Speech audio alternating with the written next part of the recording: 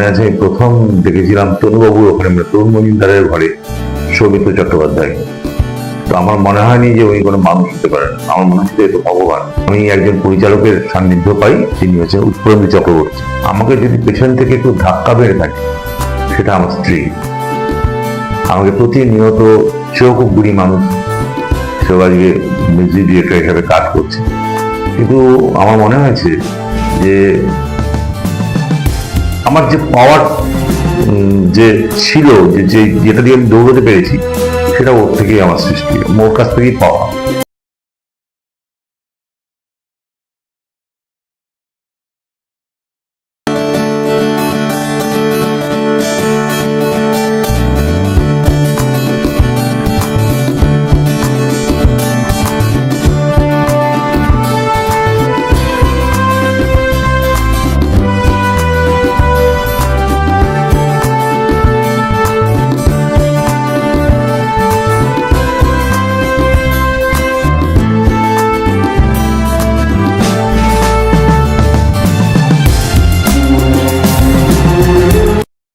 এমন একজন মানুষকে এনেছি আপনাদের সাথে আলাপ করানোর জন্য, যার অনেক সিনেমা আপনাদের মনে এখনো দাগ কেটে আছে।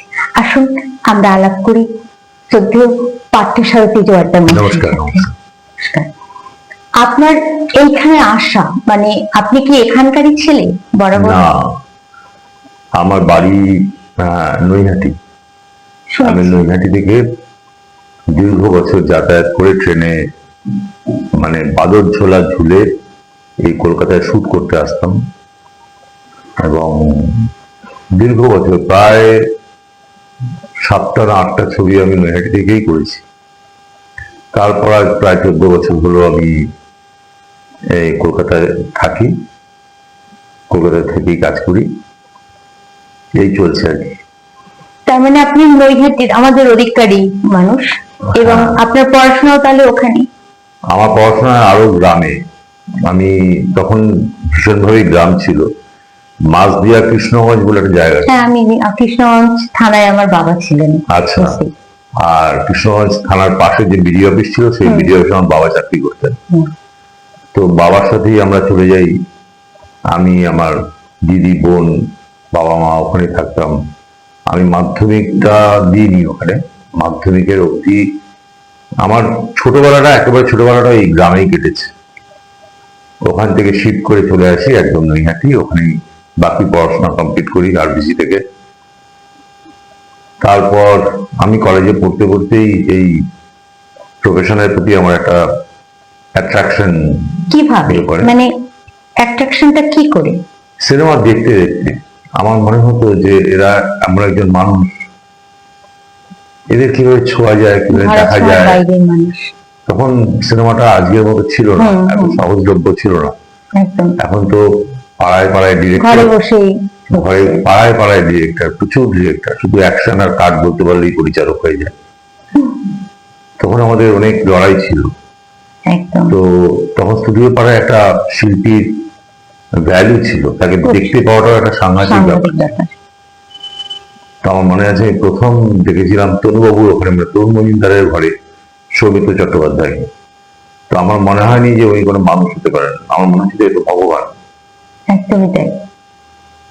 তারপর স্টুডিওতে ঢুকতে দিত না, তখন আটকাতো, সিকিউরিটি ছিল। কিন্তু একটা নেশা আমার মধ্যে তৈরি হয়, যেটা মনে হয় যে এই প্রফেশনে আমাকে কিছু করতে হবে। আমি কাউকে কোনোদিন অ্যাসিস্ট করিনি, অ্যাসিস্ট্যান্ট ডিরেক্টর হিসেবে কখনো কারোর সাথে কাজ করিনি। আমি একজন পরিচালকের সান্নিধ্য পাই, তিনি হচ্ছেন উৎপলেন্দু চক্রবর্তী। তো উনি আমাকে অনেক সময় দিয়েছেন, ওনার কাজের পেছনে আমাকে কখনো কখনো ছোট ছোট ব্যাপারে রাখতেন, আমাকে নিয়ে আউটডোর গেছেন। তো আমি যতটুকু শিক্ষা ওনার কাছ থেকে দেখার চেষ্টা করেছি, শিখতে ওনার এক অংশ আমি পারিনি, কিন্তু ওই দেখতে দেখতেই আমার মধ্যে একটা মনে হয় যে আমায় কিছু করতে হবে, নিজে করার চেষ্টা করেছি। অর্থনৈতিকভাবে আমি সেভাবে সক্ষম ছিলাম না, তাই এই বিপুল অর্থ যে ইনভেস্টমেন্ট, সেটা করার ক্ষমতা ছিল না। তারপরে ছোট ছোট ছবি করতে আরম্ভ করি। আমার সঙ্গে যেসব মানুষগুলো ছিল তারা আমাকে অনেক হেল্প করেছে, তাদের মধ্যে অনেকে হয়তো আজকে নেই। তো সেখান থেকে শুরু করে আমি একটা ছবির সুযোগ পাই। প্রথম ছবিটাই করি 1997-এ, সাগর বন্যা। তাতে প্রসেনজিৎ, অভিষেক, শুভেন্দু চ্যাটার্জি, নির্মল কুমার, সমস্ত বক্স আর্টিস্ট, মানে কোনো নতুন কোনো আর্টিস্ট ছিল না। সেটা খুব জনপ্রিয়তা পায় এবং সেই ছবিটা আমি যখন ছবি পোস্টার পরে তখন কলকাতা শহরে আমি ঘুরে ঘুরে দেখে বেড়াতাম যে আমার ছবি পোস্টার পড়েছে। সেটা আমার কাছে বিরাট পাওয়া আছে। এবং এই সব কিছুর পেছনে আমার যদি কেউ কোন রকম, আমার তো কোনো ফ্যামিলির কেউ ইন্ডাস্ট্রিতে নেই, আমাকে যদি পেছন থেকে একটু ধাক্কা বেড়ে থাকে সেটা আমার স্ত্রী। আমাকে প্রতিনিয়ত, সেও খুব বুড়ি মানুষ, সেও আজকে মিউজিক ডিরেক্টর হিসাবে কাজ করছে, কিন্তু আমার মনে হয়েছে যে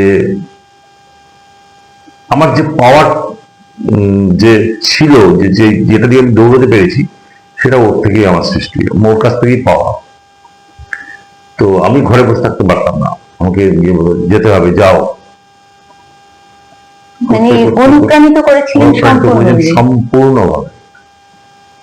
তারপর থেকে পর পর ছবি করতে করতে আজকে প্রায় 24টা ছবি করেছি, আমি সিনেমা করেছি, মানে অবন্তি শর্ট ফিল্মস করেছি, সিরিয়ালস করেছি, অ্যাড ফিল্মস করেছি, চলছে বেশ। এখন এইখানে এসে আপনার কি মানে কোনো মনে হয় কখনো যে আমার ঠিক এইখানটা জায়গা ছিল না, আরো আরো যেতে পারতাম, আরো করতে পারতাম? দেখুন, উপরে পৌঁছানোর কোনো লিমিট নেই, একদম আকাশের কোনো লিমিটেশন নেই, আর মানুষের স্বপ্ন দেখারও শেষ নেই। আমি একটা ব্যাপারে বলতে পারি, আমি যে অবস্থা থেকে বিলং করেছি, যে অবস্থা থেকে কাজ শুরু করেছি, তাতে ভগবান আমাকে অনেক দিয়েছেন। আমি যতটা এক্সপেক্ট করেছিলাম প্রথমে, তার থেকে তার অনেক অনেক গুণ বেশি পেয়েছি। তো তবু কখনো কখনো নিশ্চয়ই মনে হয় আরেকটু করলে হয়তো পারতাম, আরেকটু হলে ভালো, আরেকটু ভালো। এই ভালো চাওয়ার আর ইচ্ছে প্রকাশ করার শেষ নেই বলেই বলছি। তাছাড়া কিন্তু আমি আমার যোগ্যতা অনুযায়ী আমি অনেক পেয়েছি। এই ব্যাপারে আপনাকে তো বুঝলাম যে পরে আপনার ওয়াইফ আপনাকে হেল্প করেছেন, কিন্তু আপনার ফ্যামিলি থেকে, আপনার বাবা মা, আপনি তো একজন ছেলে, মা বাবার ছেলে, ওয়াইফের হাজবেন্ড এবং ছেলে মেয়েদের বাবা, তো এই ক্ষেত্রে আপনার কখনো কোনো জায়গা থেকে মানে কোনো বাধা বা কোনো আক্ষেপ বা ক্ষোভ কারোর কাছ থেকে শুনতে পেয়েছেন? যে যেমন আমার বাবা সরকারি চাকরি করতেন, হ্যাঁ, আমার বাবা ন্যাচারালি এক্সপেক্ট করতেন যে আমি একটা চাকরি করব, সরকারি চাকরি করব, এবং আমার মা কোনোদিন ভাবতেই পারতেন না, বিশেষ করে সেই পিরিয়ডটায়, যে ছেলে গিয়ে সিনেমা করে 2 টাকা ইনকাম করবে। একদম। যার ফলে আমি চাকরি করতাম, কিন্তু অফিস যেতাম না, কাজে যেতাম না, আমি চলে আসতাম স্টুডিওতে।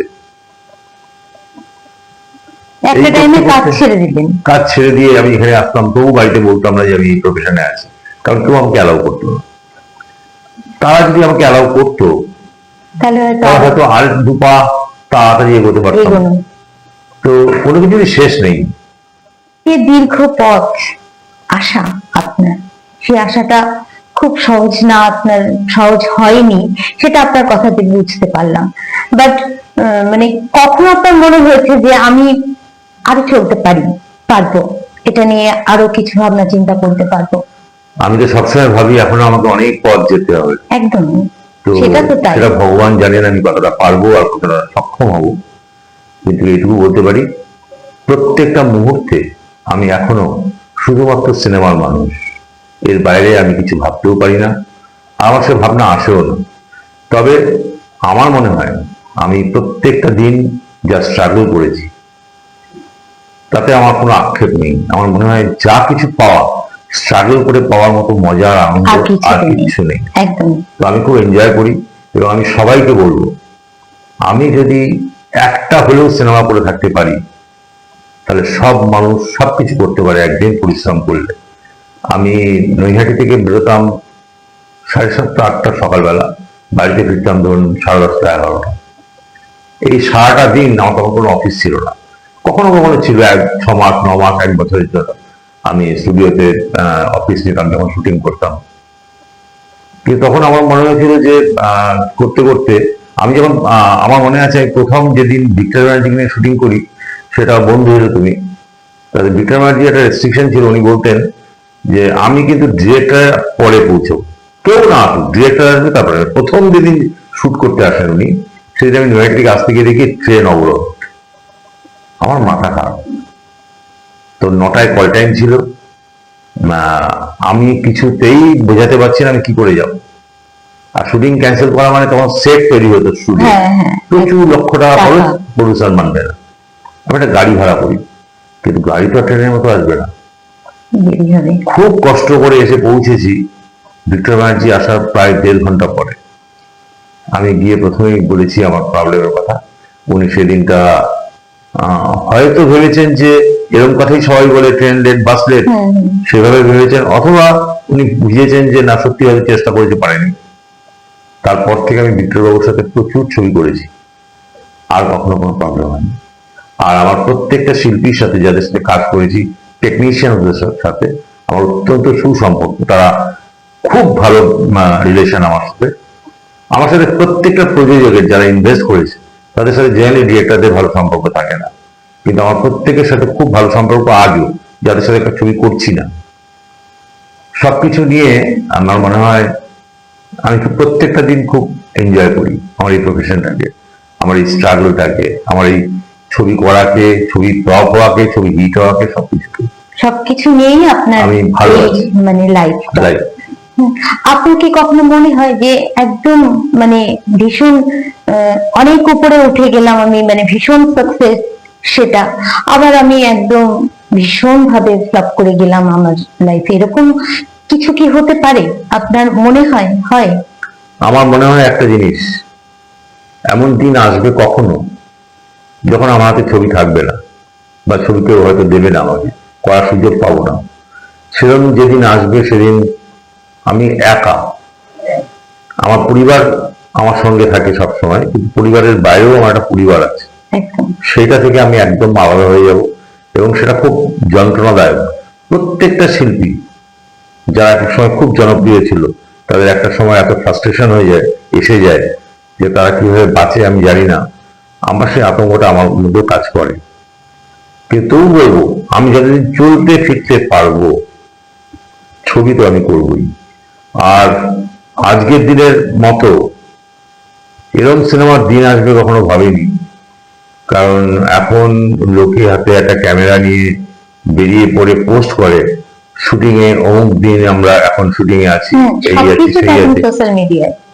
এবং আমি কখনো শুটিং করতে গিয়ে এই ধরনের পোস্ট কখনো দিইনি, আর তার প্রয়োজন মনে করিনি যে আমি হাতে একটা ক্যামেরা নিয়ে শুটিং করছি বা কিছু।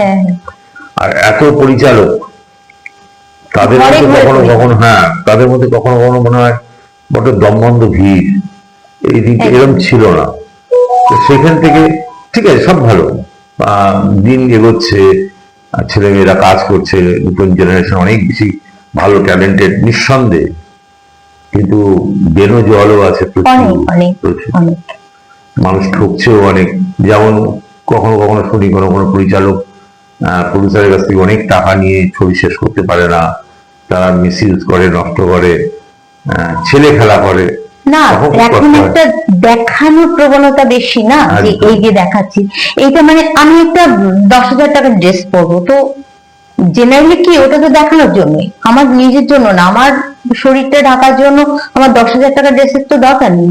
ড্রেস 10,000 টাকার 100 টাকার সাবজেক্ট না, চরিত্রের জন্য যেটা প্রয়োজন সেটা আমি করবো। যদি রাজার ড্রেস পড়তে হয় তাহলে 10,000 টাকা লাগলে 10,000 টাকাই লাগবে।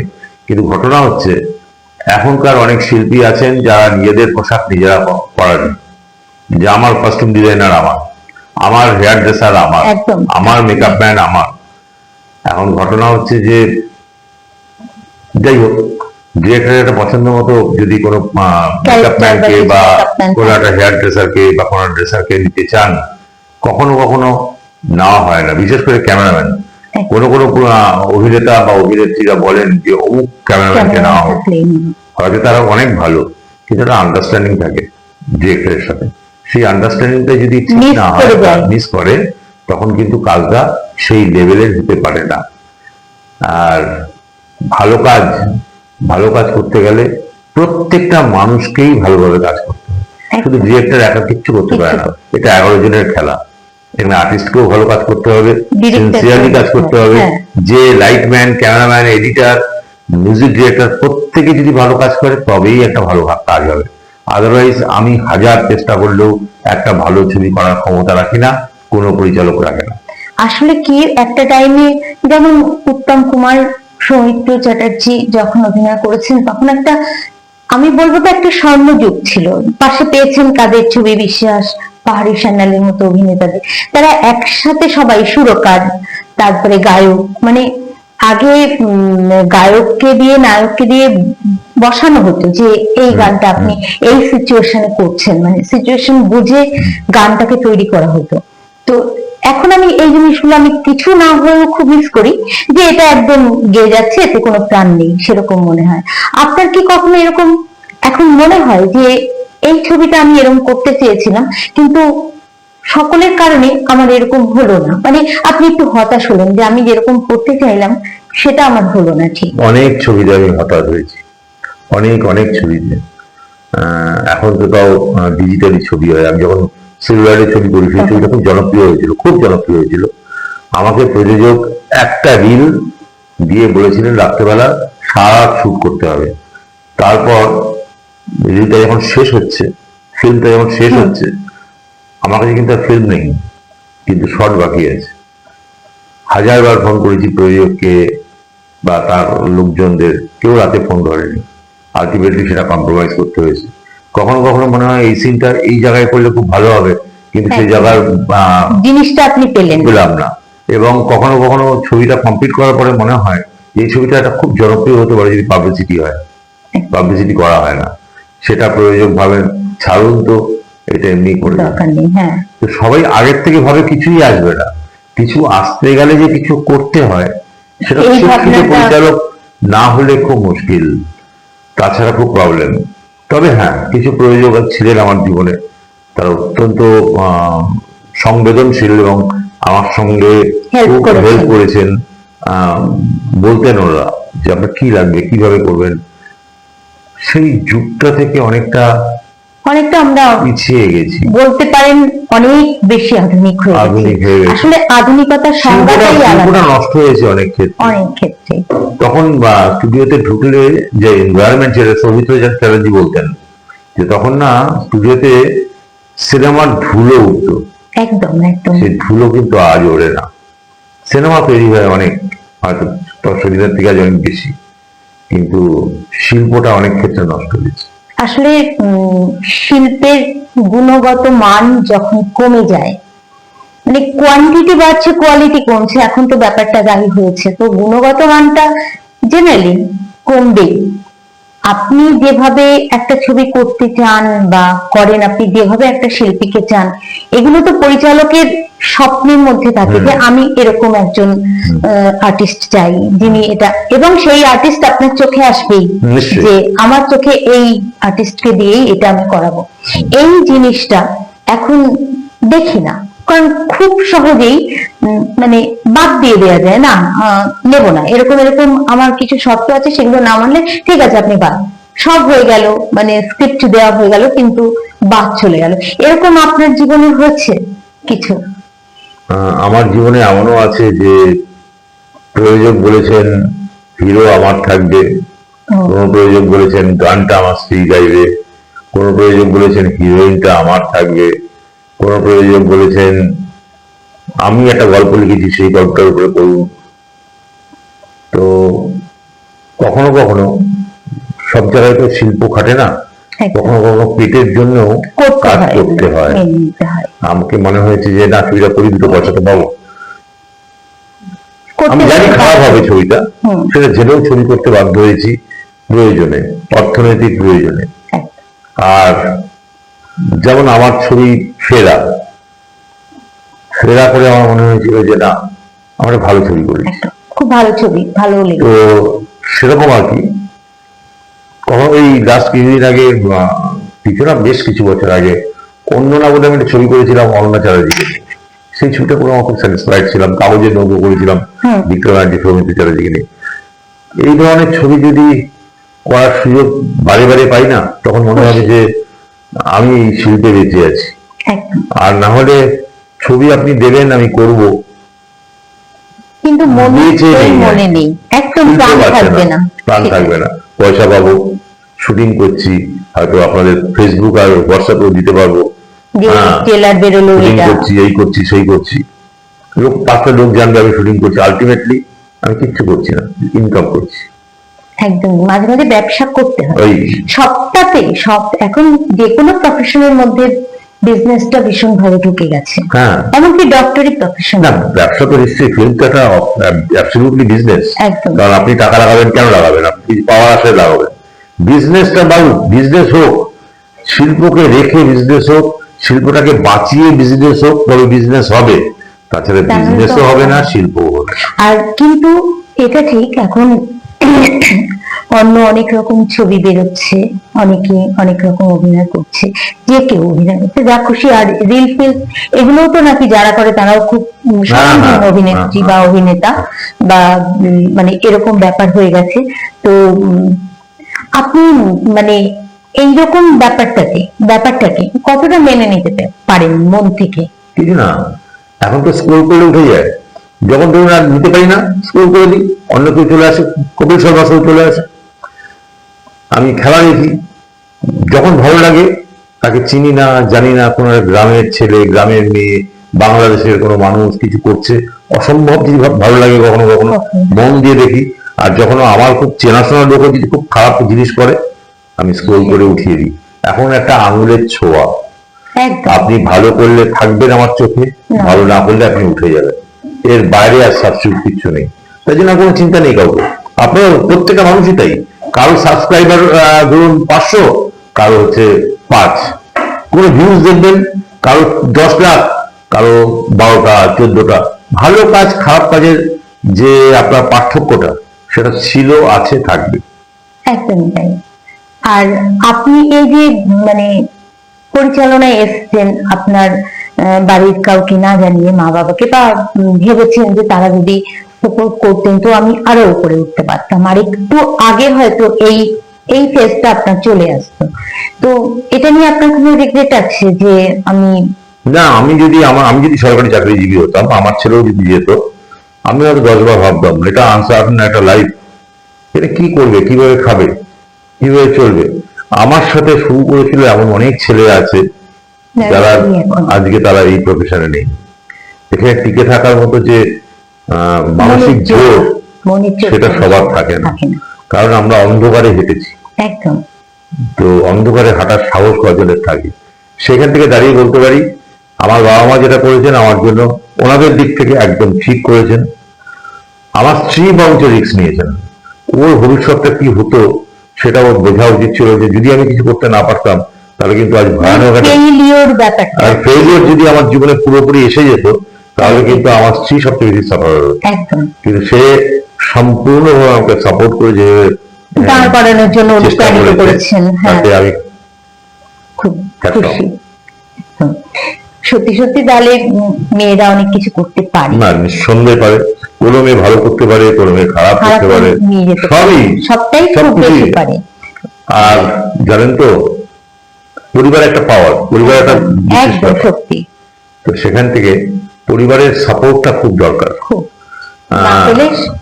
যেটা আমি আজ অব্দি সিনেমা করে আমার ইন্ডাস্ট্রিতে দীর্ঘ বছরের অভিজ্ঞতা নিয়ে আমি বাড়ি ফিরলে আমি কিন্তু এখনো খুব ভালো থাকি। আমার পরিবারে আমরা যে কজন মানুষ, তারা নিজেরা ভালো থাকে আর তারা প্রত্যেককে ভালো থাকতে সাহায্য করে, যেটা আমি প্রত্যেকটা মুহূর্তে ফিল করি এবং আমি খুব এনজয় করি। আমি ভগবানের কাছে করি যে ওনার আশীর্বাদেই বোধহয় এটা হয়েছে, আমি ভগবান বিশ্বাসী। সেখান থেকে বলি, সেটা হচ্ছে প্রত্যেকটা পরিবার যদি ঠিক না থাকে, এখন তো ডিভোর্স তো এখন লেগে থাকে, যে এটা কোনো ব্যাপার না, ডিভোর্সটা এখন জল ভাত। এবং এটা হচ্ছে একটা ক্রেডিট অর্থ, যে আমার এটা তো আমার মনে হয়েছে আমি আমার প্রিয়জনকে ছেড়ে থাকতে পারবো না, ঝগড়া করবো, প্রচুর ঝগড়া করবো, হ্যাঁ সে তো হয়ই, প্রিয়জন না হলে ঝগড়া হবে কার কিন্তু সাথে? কিন্তু আমি খুব ভালো থাকি। আপনার ভাই বোন আছেন? আমার দুই বোন, আমার ভাই নেই, ও, আমার দিদি এবং আমার বোন। তো আমার বোন, তাদের সাথে খুব ভালো সম্পর্ক, মানে একটা পারিবারিক ভীষণ আমার দিদির সুন্দর সাথে খুব একটা ভালো সম্পর্ক। সম্পর্ক নেই আমার। আমি বিয়েতেই বলছি, অনেয়ারেই বলছি যে আমার দিদির সাথে আমার ভালো সম্পর্ক নেই। আমার বোনের সাথে আমার খুব ভালো সম্পর্ক আছে, এবং আমার বোন সত্যি খুব ভালো একটি মেয়ে। তো সে মানুষকে সম্মান দিতে জানে, এটুকু বলতে পারি। একদম। আর আমার ভাইটাই কেউ নেই। তো আমার বোন ওখানেই থাকে, নৈহাটিতে থাকে, বিয়ে হয়েছে নৈহাটিতে। আমি এখানে থাকি। আমি মাঝে মাঝে যাই, আমার মা আছেন, মার সাথে দেখা করতে যাই, এই আর কি। আর মানে এই যা দেখছেন আপনি, যে পরিবেশ, যে মানে দেখছেন চারিদিকে যা হচ্ছে, এই যে এত পরিচালকের ভিড়ে আপনার কখনো মানে ভয় আসেনি মনে যে আমি যদি এত পরিচালকের ভিড়ে হারিয়ে যাই, আমার সত্তা নেই?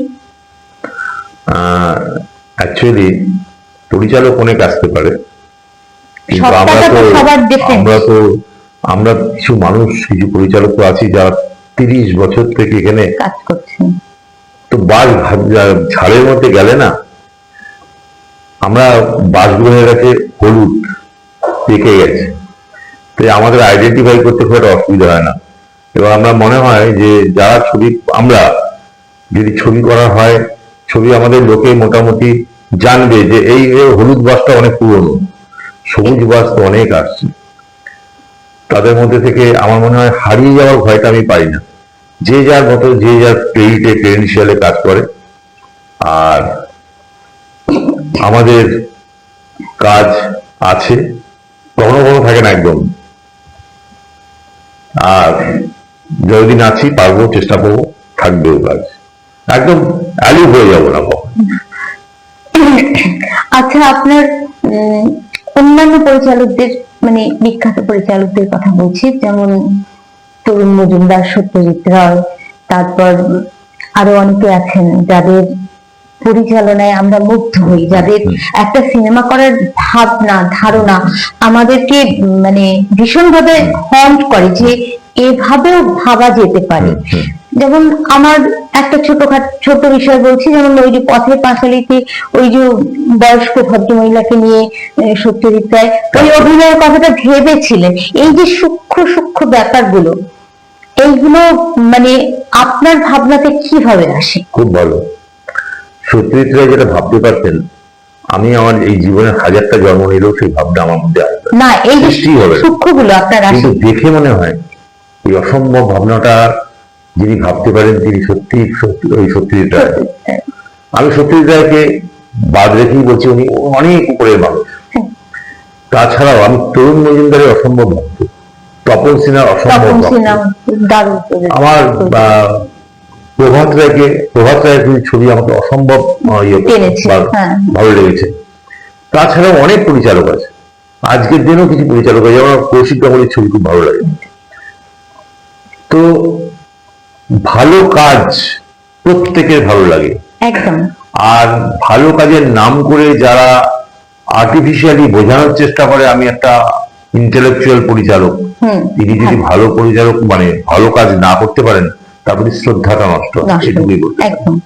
আচ্ছা, আপনার কখনো এইরকম এই এই যে পরিচালকদের মেন্টালিটি, এই যে ভাবনা, এই যে সূক্ষ্ম চিন্তা, যে এটা এরকম হলে, মানে এটা তো এমনি সাধারণ লোকের মধ্যে আসবে না, একদম গোদা বাংলা এটা, যে সাধারণ মানুষের মধ্যে এই ভাবনা আসবে না, যার যে মুষ্টিমেয় কয়েকজনের মধ্যে আসেন, তাদেরকে আপনি কেমন দেখেন এবং আপনার মধ্যে ওই ভাবনাগুলো কেমন করে আসে? যারা শিল্পী না, তাদের চলা ফেরা বসা কথার মধ্যে আপনার একটা শিল্প প্রমাণিত হয়, ফুটে ওঠে, একটা বোধ থাকে, তাদের প্রতি আলাদা রেসপেক্ট হয়। আপনি দেখবেন যারা শিল্পী, সে হয়তো কবিতা লিখে জনপ্রিয় না বা গান গেয়েও জনপ্রিয় নয়, কিন্তু আমাদের শিল্প সত্তাটা আছে, সে আর 5টা লোকের থেকে অ্যাবসলিউটলি ডিফারেন্ট। একদম আলাদা। তাই সুতরাং তাদের প্রতি শ্রদ্ধা তৈরি হয়। সবসময় তাদের কাজে নিতে পারি তা নয়। যেমন কোনো কোনো ছেলেমেয়েরা আমার কাছে আসে, একটা অভিনয় করে, আমার দেখে মনে হয় যে এরকম একটা আর্টিস্টকে যদি কাজ করতে পারতাম, হয়তো সেই ছবিতে আমার কোনো সুযোগ নেই তাকে নেওয়ার। কিন্তু আমার কিছু কিছু অভিনয়, কোনো কোনো মানুষের অভিনয় যারা আজকে কাজ করতে পারেনি, জনপ্রিয় হতে পারেনি, তাদের কাজেও আমাকে অসম্ভব কাজ করেছে। এবং আমি স্বপ্ন দেখি তাদের মতো একটা ছেলে মেয়েকে যদি কাজ করা যায়, তারা কাঁপিয়ে কাজ করবে। কিন্তু সব সময় আর ভাগ্য একদম সময় সবকিছু বলবে। বলবে। তো আপনার এই জীবন নিয়ে আপনি ভালো আছেন, খুশিতে আছেন, আর আপনার এটা নিয়ে কোনো আফসোসও নেই যে আমি আরো অনেক উঠতে পারতাম, সেটা আমি পারলাম না। উঠতে পারতাম এর শেষ নেই। আমি সবসময় মনে হয় আরো উঠতে পারতাম, যদি আরো কিছু করতে পারতাম, আরো ভালো কাজ করতে পারতাম। সেটা শুধু আমি নই, যিনি অনেক কিছুতে তিনি ওই ভাবনাটা ভাবেন। সুতরাং ওঠার ইচ্ছে বললাম কারো কম নেই। তবে আমি এখনো যেটা পারি, যার জন্য আমি নিজে মনে করি যে আমি এটা পারি, আমি এখনো স্বপ্ন দেখতে পারি। একদম এই স্বপ্ন দেখার ইচ্ছেটা বা স্বপ্নটা আমার পুরোপুরি রকম আছে। তাই আমার বিশ্বাস স্বপ্ন যখন দেখছি কাজও করতে পারবো, কিছু তো নিশ্চয়ই করতে পারবো। একদমই। খুব ভালো লাগলো কথাটা শুনে। মানে এই স্বপ্ন দেখাটা যেদিন আপনার চলে যাবে, ছেড়ে দেবেন, আপনি বুঝবেন যে আমি আস্তে আস্তে ভেতরে ভেতরে শেষ হয়ে যাবে। আমি শরীরে বেঁচে থাকবো, হ্যাঁ, মনটা আমার মারা যাবে। আচ্ছা, আপনার কি এখনকার এই যে চারপাশ দেখে একটু মনে হয় না যে আমরা সবকিছু সমস্ত দিকগুলো মানে ঠিক যোগ্য মানুষের হাতে নেই? সেটা আপনি রাজনীতি বলুন, আপনি প্রশাসন বলুন, শিক্ষা বলুন, স্বাস্থ্য দপ্তর বলুন, প্রতিটাতে আপনার মনে হয় না যে আমরা একটা ঠিক সুশিক্ষিত মানুষ দ্বারা পরিচালিত একটা সমাজ ব্যবস্থার মধ্যে নেই? দেখুন, আমি যা চাই তা পাওয়ার চেষ্টা করি, না পেলে আমি বলি যে ব্যবস্থা ঠিক নেই। না, শুধু আপনার ক্ষেত্রে, আমি কিন্তু এটা আমার ক্ষেত্রে বলছি। অনেক কিছু আছে, অনেক ডিপার্টমেন্ট আছে যেখানে মনে হয় যে এই মানুষটা কি করে থাকতে পারে। যেমন ধরুন, আমাদের শিক্ষা দপ্তরের একটা সময় যে কোটি কোটি টাকার একটা তছরূপ হয়ে ধরা পড়ে এখনো সে তো কারো কাম্য নয়, নিশ্চয়ই কাম্য নয়। আবার কোনো কোনো ক্ষেত্রে কোনো কোনো মানুষকে দেখি যে তারা এত দায়িত্ব করে এত কিছু কাজ করছেন, সেটাও দেখে মনে হয় যাক এটা তো পাচ্ছি, এটা তো পেতে পারছি। তো সুতরাং প্লাস মাইনাস, ভালো খারাপ এই নিয়ে আগেও ছিল, এখনো আছে, আগামী দিনেও এই বিতর্ক থাকবে। আমরা অ্যাকচুয়ালি সব সময় জানি যে দল আসবে, যে নেতা আসবে, আমাদের কিন্তু বাজারে 30 টাকা করেই আলু কিনতে হবে। আমাদের পরিবর্তন কিচ্ছু হবে না। পরিবর্তন যদি কিছু হয়, পদে নামের পরিবর্তন হবে, ওদের পয়সার পরিবর্তন, ওদের সঙ্গে পেছনে গিয়ে আমরা যারা লড়াই করি ফ্ল্যাগ হাতে নিই, আমি জানি না তাদের উদ্দেশ্য কি আর কি পাওয়ার আছে। রাজা হচ্ছেন একজন, পেছনে সৈন্য ঘুরছে হাজারটা, এই হাজারটা সৈন্য কি পায় আমি জানি না, কেন করে আমি তাও জানি না। আমি মন থেকে সাপোর্ট করতে পারি যে কোনো দলকে, ভিড়ের মধ্যে দাঙ্গা করে, গুলি খেয়ে, মার খেয়ে, মারামারি করে, আমি জানি না এর কি একটা আছে। রাজনীতি ভালো, খুব ভালো, রাজনীতি একটা বিশাল ব্যাপার, কিন্তু রাজনীতির পেছনে জীবন নষ্ট করা, গোলাগুলি করা, মারামারি করা আমি বিশ্বাস করি না। ভালো লাগলো, মানে মিল হলো বলে মতে। আর আপনার কি মনে হয় না এখন ছেলেদের থেকে মেয়েরা অনেক বেশি সাবলীল বা স্বাবলম্বী হতে চাচ্ছে? বাবা মাকে তারাই দেখছে, মেয়েরাই বেশি দেখছে। এটা খুব ভালো প্রশ্ন করেছেন আপনি। মেয়েরা স্বাবলম্বী হওয়ার চেষ্টা করছে, আমার মনে হয় আরো বেশি স্বাবলম্বী হওয়ার দরকার। একদম। আমার মেয়ে বিয়ে করার পর স্বামীর জন্য বসে থাকবে যে সে কখন 50 টাকা দেবে তারপরে আমি বাজার আমি একটা করবো। ফুচকা খাবো, আমার মনে হয় না সেই দিন আজকের আর দিন আছে। আছে। প্রত্যেকটা ছেলে মেয়ে এখন জেনারেলি বাবা মারা চেষ্টা করে ছেলে মেয়েকে শিক্ষাটা দিতে। যে কোনো কাজ, সবাইকে কিন্তু কর্পোরেট লেভেলে চাকরি করতে হবে তা তার নয়, কোনো মানে নেই। যে কোনো কাজ প্রত্যেকের করা উচিত। আর স্বামী স্ত্রীর মধ্যে এই আন্ডারস্ট্যান্ডিংটা থাকা উচিত যে আমার যে আমি ছেলে আমার মেয়ে- স্ত্রী যদি চাকরি করতে যাই বলবো হ্যাঁ তুমি যাও, একদম। সেটা যদি না থাকে সেটা হচ্ছে খুব খারাপ।